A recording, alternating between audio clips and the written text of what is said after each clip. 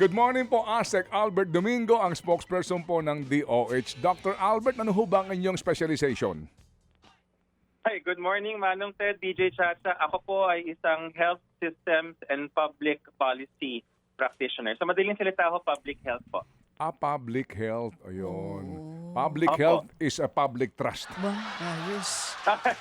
Tama po, Okay. tama yan. Okay, sige. Ayun. Cha, So, go ahead please. Asek Albert, good morning. Welcome back to the show. Ito nga po, mainit na pinag-uusapan po ngayon. Itong medical assistance to indigent and financially incapacitated patients o MAIFIP na kung saan itinaas po ng BICAM to 51 billion pesos itong pondo. Ang dami pa rin pong bumabatikos dito sa MAIFIP. Ang tawag pa rin po nila, pork-like talaga ang tawag ng iba pong mga budget watchdog natin dyan. Pero malinaw ang posisyon ng DOH, nabasa ko po, na kung madadagdagan man ang pondo ng MAIFIP, mas mabuting i-realign na lamang po ito sa mga local government units po natin. Bakit nga po ba para po sa DOH, sa inyo, mas epektibo kung sa LGU na mismo yung pondo ng MAIFIP? Yes, tama yan, DJ Cha. No, bigyan ko lang ng mabilis na history. Yung sinubmit namin na numero na pumasok dun sa National Expenditure Program, ang budget ng executive, 24.2 lang dapat yung MAIFIP sana. Nung lumabas na po siya, pagkatapos ng House deliberations, umakyat po yan ng 49.2. Tapos ang ginawa ng Senate, binaba uli nila sa 29, mas malapit dun sa 24.2 na nauna, and then BICAM 51.6. So Oo. bakit po natin gusto na ibigay nilang sa LGU? And to qualify, DJ Cha, pag sinabi po ng DOH na LGU, ang ibig sabihin namin, very specific yung LGU hospital, yung level 3 and level 2 LGU hospitals, hindi po dun sa gobernador, hindi dun sa mayor, dun po sa hospital. Dahil po na-obserba namin, sa zero balance billing ng DOH hospitals, kaya namin nagagawa yung zero balance billing kasi pag ginawa ng hospital accounting, nung mismong billing section na titingin siya, may mapagkukunan pa ba ako ng budget? Nakita niya may budget ang DOH, kaya niyang punan yung pagkukulang ng PhilHealth. Kaya nagze-zero yung bill dun sa pasyente. Pag ang LGU naman, kaya hindi niya magawa, depende kasi sa LGU. May mga LGU na mataas yung budget ng kanilang konseho para sa kanilang ospital. Okay yun. Pero mas marami yung LGU na kulang. Yun ang gusto sana naming punan at bilhin yung kama nila para makapag-zero balance billing na rin sila. Okay, so now it's clearer and better kasi nga yung iba, LGU hospitals para yung kino-cover ng PhilHealth, mas dadagdagan pa para magawa natin talaga sa iba't ibang parte ng Pilipinas yung zero balance billing. Pero sa ngayon po ba, para lang mas maging malinaw din dito sa mga nakikinig sa atin at nanonood, ano po Opo. ba sa ngayon ang kasalukuyang problema nitong MAIFIP implementation natin? Pagdating sa bills din, tsaka sa billing ng mga pasyente, paano po ba yung nangyayari? Pero Cha, sandali lang, baka lang pwede kong isingit lang ito para we can start with the basic, no? Okay, Doktor, yung MAIF na yan, ano ba ang implementing rules niyan, basically, di ba? Kasi nga, doon tayo magsimula. Kung yan po Tama. ay 51 billion, gusto ko malaman, Yes. ano ba ang implementing rules niyan? Halimbawa, magkano ba ang alokasyon niyan per congressman, per district, or per senator? Para natin maintindihan muna, ano ba ang implementing rules nito? Doon tayo magsimula. Bilang tagapagsalita ho ng DOH, Manong Ted, hindi ko ho alam kung merong hatian ang mga congressman at senador. Sila po ang makakasagot niyan. Ha? Ang alam po namin, sumusunod lang kami dun sa special provision na ang meron tayong mga memorandum of agreement papunta dun sa mga iba-ibang ospital. Pwedeng private, pwedeng pwedeng DOH hospital rin eh. Meron kaming MOA sa sarili naming ospital, meron ding MOA dun sa mga LGU hospitals. Pero Manong Ted and DJ Cha, so sagutin ko yung ano ba ang history nung MAIF para mas maintindihan ng mga tagapakinig. Oo. Dati, mga siguro 10 years ago, 15 years ago, ang pangalan niyan, Medical Assistance Program, MAP lang, MAP. Tapos, dinagdagan ng indigent, Medical Assistance for Indigents Program. Nung nangyari yung may dagdag na ang naging screening criteria, kailangan nandun ka sa tinatawag noon na NHTS or yung listahanan ng DSWD. Yan yung pinakamalaking listahan ng indigent. Nagkaroon ng kontrobersiya noon na rin, sabihin ko na rin po, dahil may mga tinatawag informally na political indigent. Ano bang political indigent? Kasi sinabi ng politiko na indigent sila. Meaning, ibang criteria. O, hindi ba Manong Ted? So, and then, inayos yung guidelines. So, sabi, doon na lang tayo sa listahan ng DSWD para merong proxy means test na sinasabi. And then, nagbago uli, naging MAIFIP, yung FI dumagdag, yung financially incapacitated. Manong Ted and DJ Cha, pag binasa natin yung guidelines sa financially incapacitated, yun ay basta ikaw dun sa punto na na-hospital ka, kahit hindi ka indigent, pero hindi mo na kayanang bayaran, papasok ka sa financially incapacitated. Okay, sige. So, yaan ang kamo ang history niyan. Pero doon sa aking katanungan tungkol dito sa alokasyon ng mga kagalang-galang na mambabatas at paano ba ang hatian sa kabuang pondo, puntahan natin ang proposal ninyo. 24.2 Opo. billion, di ba? Sa NEP. Opo. Okay, sige. Doon sa 24.2 billion na yan sa NEP, under DOH proposal ito, sa MAIF na yan, paano po ang paggasta dyan? Ano ang implementing rules niyan? Sa 24.2 po, basta makapag-bill sa amin, yun pong mga ospital na nabanggit, mula DOH hanggang LGU hanggang private, magsasend sila ng bill. At pag sinabi magsasend sila ng bill, ibig sabihin may naka-attach na mga medical abstract, clinical abstract, at iba pang papeles. Tapos yun po ay babayaran on a reimbursement basis. Matasagot ka na ngayon yung tanong ni DJ Cha, yung ano ba yung problema? Ang problema dito, dalawa, Manong Ted, DJ Cha. Una, administrative. Pag sinabing administrative, napansin niyo mga nakaraang buwan na parang sinasabi ay hindi raw nababayaran ng DOH yung MAIFIP or na mabagal yung pagbayad. Dahil nga po sa ating requirements at hindi namin pwedeng alisin yung requirements dahil kami po ay accountable agency, may COA na nagbabantay at tama yung pagbabantay nila. Iisa-isahin yung bawat submission ng clinical abstract. Kung kulang ng tao, matatagalan po yung processing. That's the administrative. Yung mas mainit sa usapin ngayon, DJ Cha and Manong Ted, yung political. Dahil kahit sinasabi ng DOH, kami po, lagi namin paulit-ulit sasabihin, hindi namin kailangan ng guarantee letter. Dahil pag kayo po ay lumapit sa social worker at in-endorse kayo ng social worker doon sa mismong hospital, eligible na kayo sa MAIFIP. Ang nangyayari po in practice, and I can say this because I witnessed it myself, dumadaan pa rin sa amin, naglalanding, may mga letters, no? At ayoko na lang sabihin kung sino, pero nandyan yan, no? Yung mga tanungin natin yung ating mga nagsasend, no? Meron kang makikita, this is to endorse or to guarantee that I have para bang allocated X amount, 1,000 pesos for the payment of this bill. Ayaw namin noon, DJ Cha, Manong Ted, dahil that is in ang violation of a Supreme Court ruling, Belgica versus Executive Secretary Ochoa, 2013, yung desisyon na sinasabi na kapag ang budget ay nasa ehekutibo na, hindi na ho dapat nagkakaroon ng participation sa implementation ang legislature. Okay, so going back dito po sa aking hinihingi nga na IRR nito, kung meron man. So kung halimbawa po ang inyong proposal ay 24.2 sa original na NEP, no? Yes.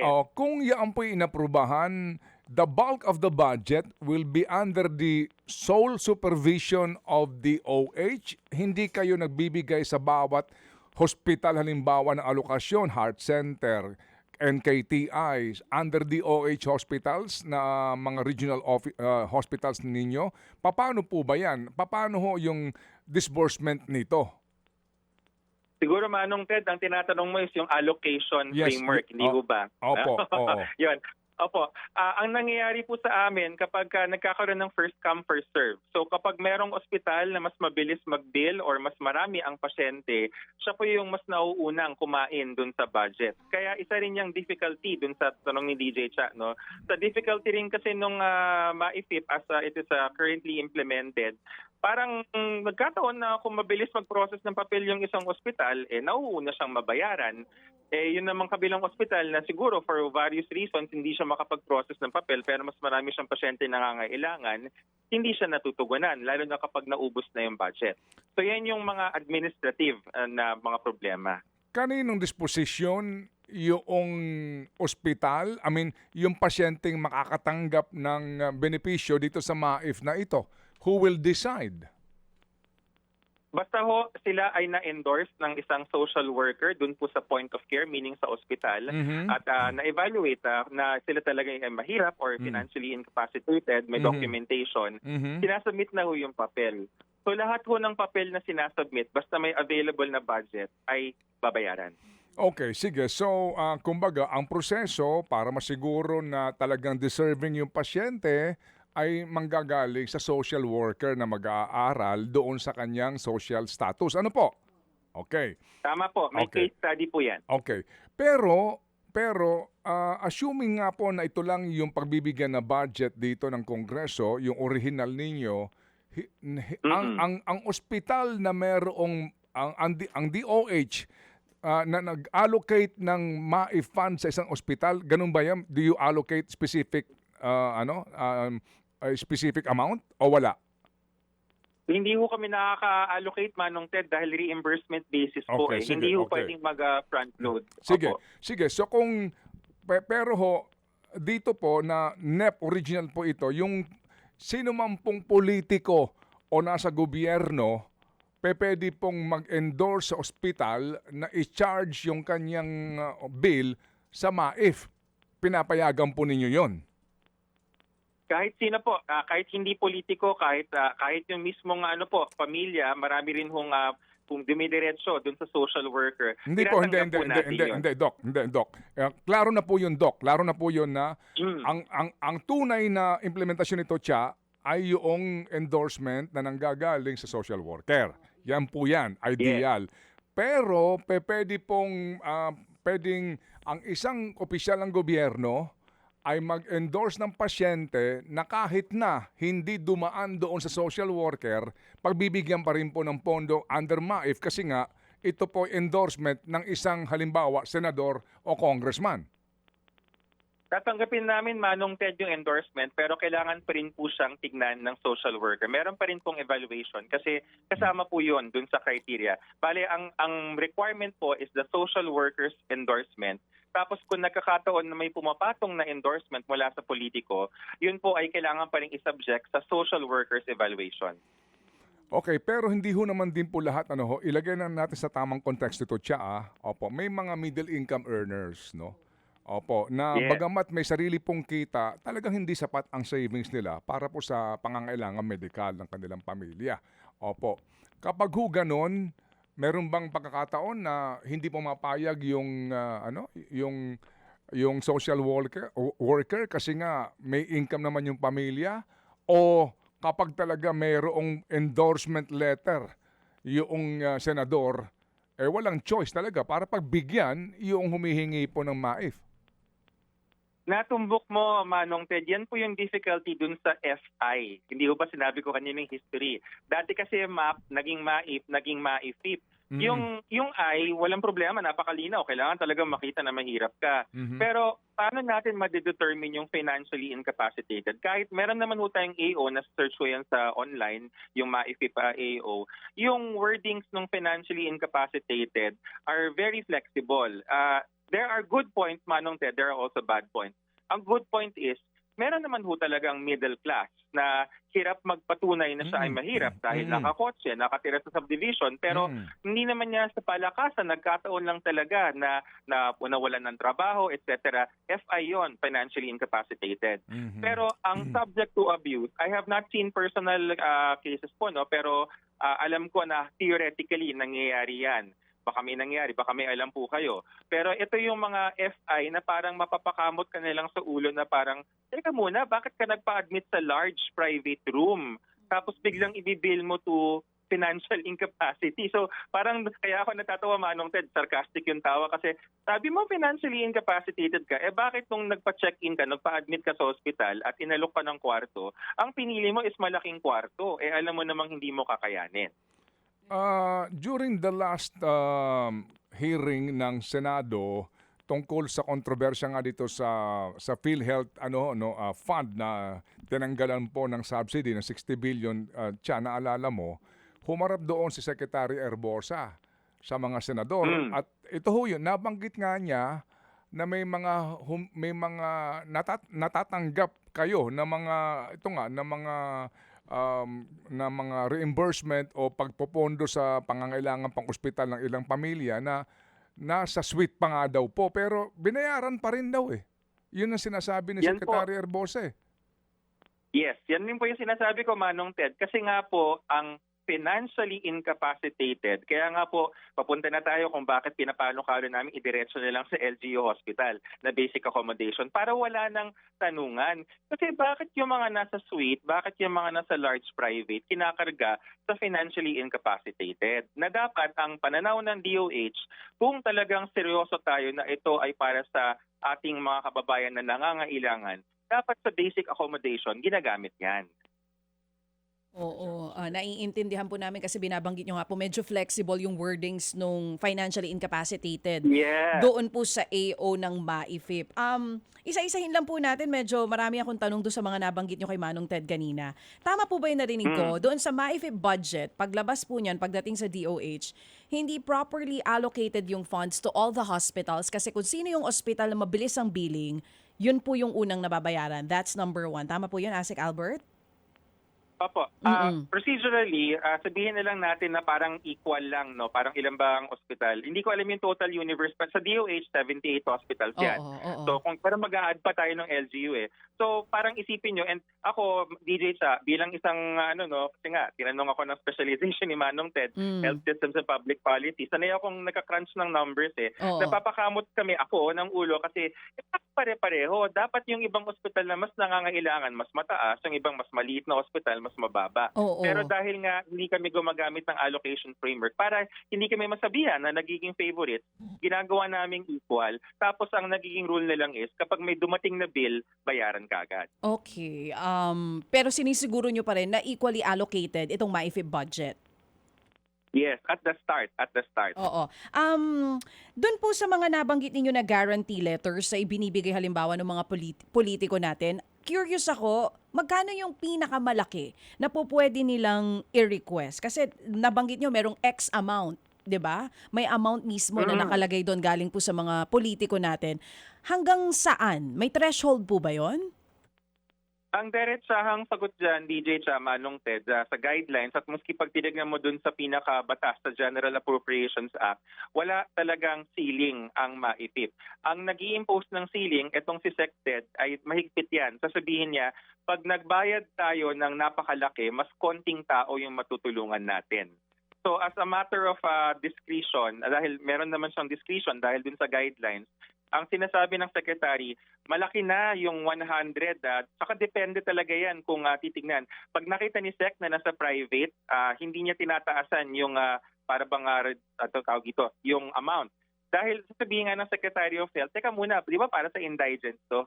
So, doon kami nahihirapan, DJ Cha, Manong Ted. So, naiintindihan nyo na ngayon kung bakit mas gusto namin talagang basic accommodation para wala nang discretion, wala nang tanungan. Kasi paano kung hindi si Secretary Ted yung nagde-decide? Paano kung iba yung parang nagde-decide na mas mataas, mas mababa? Ang hirap nun. So, ibig sabihin, kahit magkano po pwedeng ilagay ng politiko dun sa kanyang endorsement sa isang pasyente, ang huling desisyon nasa DOH na teka, nasa private room nga yan eh. Bakit bibigyan ng ganyang kalaki? Pero, walang threshold for the politikos sa paggamit nitong MAIFIP?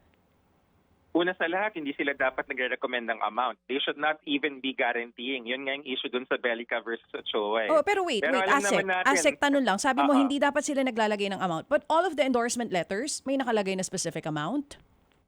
Nakakita po kami ng mga guarantee letter, as they call it, ng mga GL na kasi yung mga pasyente lumalapit sa amin eh. So pag bukas ng envelope ng pasyente, true story, sa baba nung opisina namin, nakapila yung mga pasyente pag dito sa Central.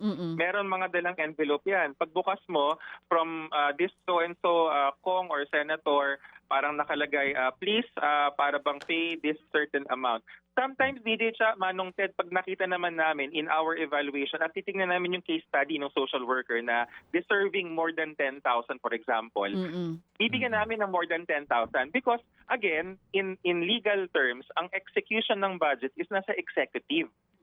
So, so yung mga rini-recommend na amount, hindi namin alam kung paano nila kino-compute, na mas Oo. magandang sila ang tanungin. Oo. They should not even be doing that. Oo, agree. Totally agree. Asek Albert, paano natin nasisiguro na walang kontrabahan from the politicos at yung mga social workers natin na nag-a-assess nitong mga pasyenteng ito? Sila kasi rin yung nag-a-approve sa evaluation nila. Sasagutin ko yan, tapos ika-counter ko yung question, no? Pagdating sa social worker, ang confidence natin, DJ Cha, kasi mga professionals to RSW, Registered Social Worker, PRC license.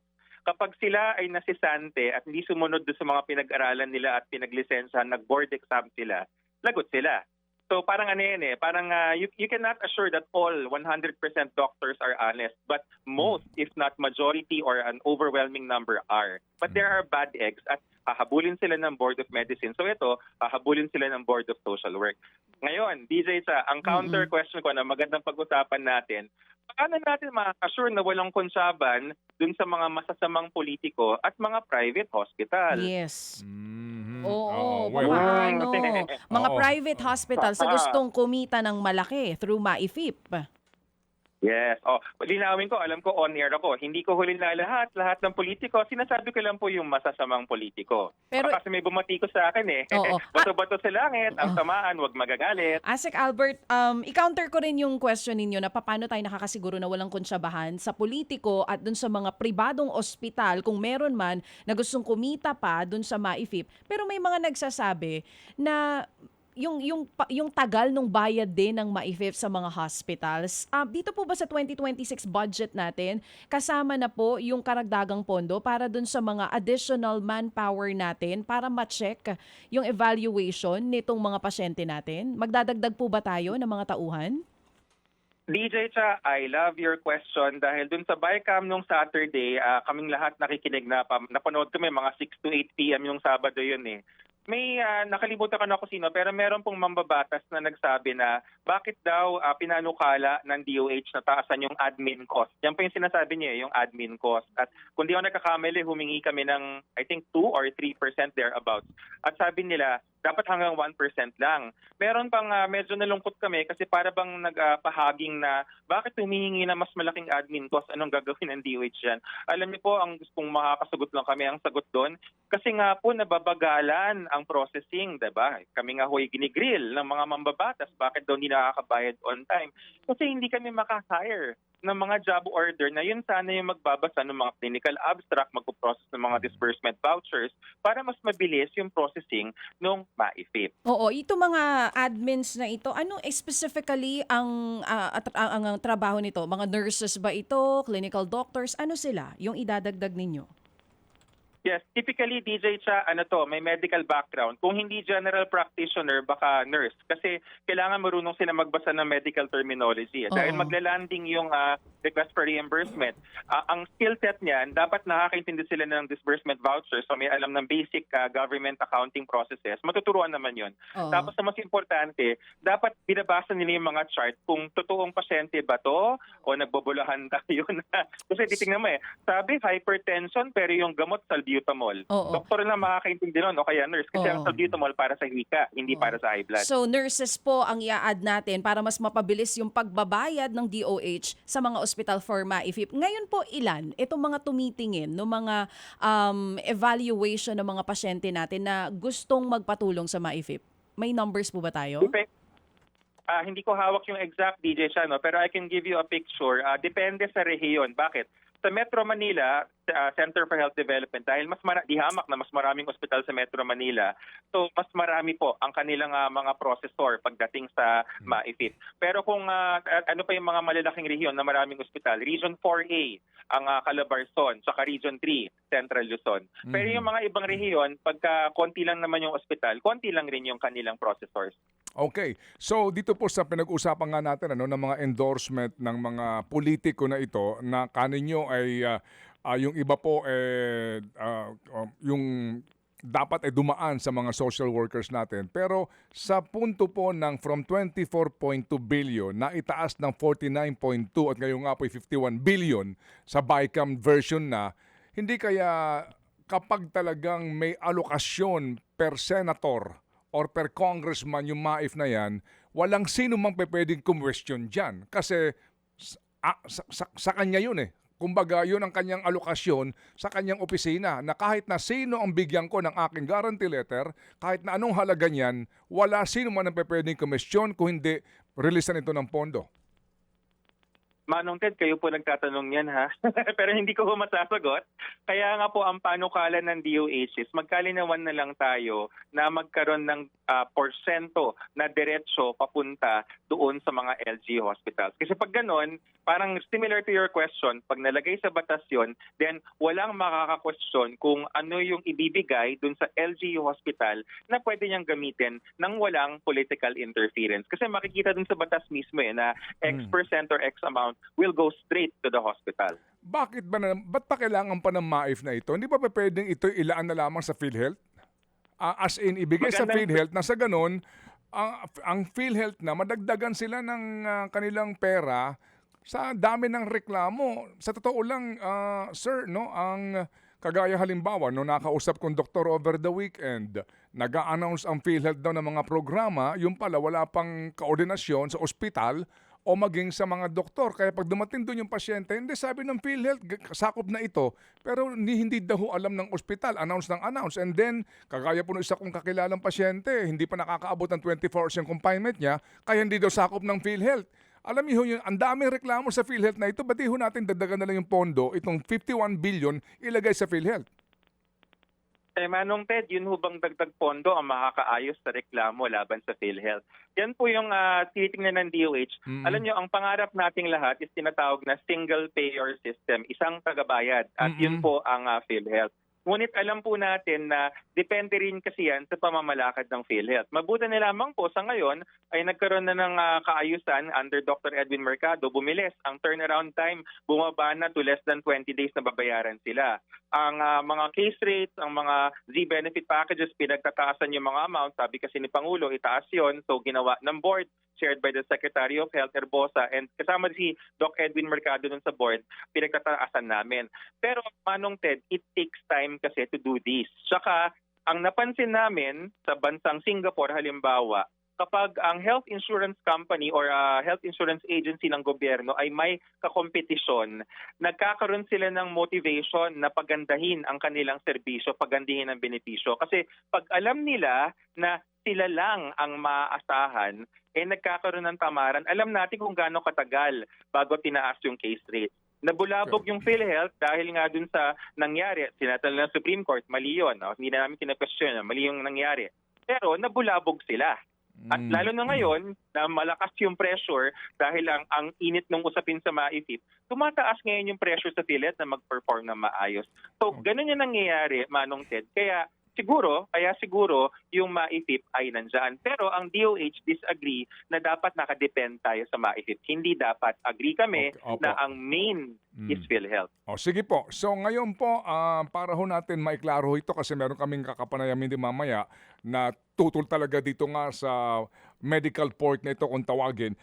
Sir, kapag ho ang inyong panukalang sinunod na 70 to 80% ng MAIF ay mapunta sa LGU hospitals, ano ang assurance naman na yung lokal na politiko hindi makikialam dito? Yan po. Magandang tanong yan at aaminin ko, mahirap gawin pero kaya, Manong Ted. Dahil kapag pirmahan ng disbursement vouchers, pirmahan ng obligation request, yung mga dokumento ng mga accounting, hindi naman yung politiko yung nakapirma dun yung local hospital chief. Plus, ang hirap kasing, diretsuhin ko na, ang hirap i-corrupt ng medical benefits and services, Manong Ted. Dahil literal na malapit sa bituka, kung hindi nasa bituka mismo, ang makakalaban ng mangingialam na politiko dito ay ang taong bayan mismo na kailangan ng serbisyo. Kaya kami confident, Manong Ted Kasi subukan nilang pakialaman ng buhay ng tao ay alam natin kung ano maging response ng ating mga kababayan. Sige po. So muli kaming tatawag sa inyo para po sa paliwanagan kasi hindi pa ho tapos itong proposed budget na ito at hindi pa nga po tayo sigurado sa eksaktong amount na ibibigay po ng BICAM para po sa MAIF at muli kami ho makikipag-ugnayan sa ilang pang napaka-importanteng isyong pangkalusugan. Salamat po, Doctor. Yes, Manong Ted, huling hirit hindi yung amount, amount bantayan natin, pero yung mekanismo doon tayo tumutok kasi yun yung mahalaga. Maraming salamat po at magandang umaga, DJ Cha and Manong Ted. Thank Thank you and you. Merry Christmas. Salamat na marami. Mga kapatid, brothers and sisters, saan ka pa? Dito na tayo sa totoo. Dito na tayo sa True FM. Mga kapatid, mag-subscribe and follow po kayo sa social media accounts ng True Network PH. Yan po kami. Hanapin nyo lang True Network PH, Facebook, Instagram, YouTube, TikTok, and podcast. Mapa Apple or Spotify man yan, mahahanap nyo kami. Lahat ng mga napapanood at napapakinggan nyo po sa programa, nasa social media accounts namin yan. So, paano mga kapatid? See you sa social media! Dito tayo sa totoo, tunay at tapat.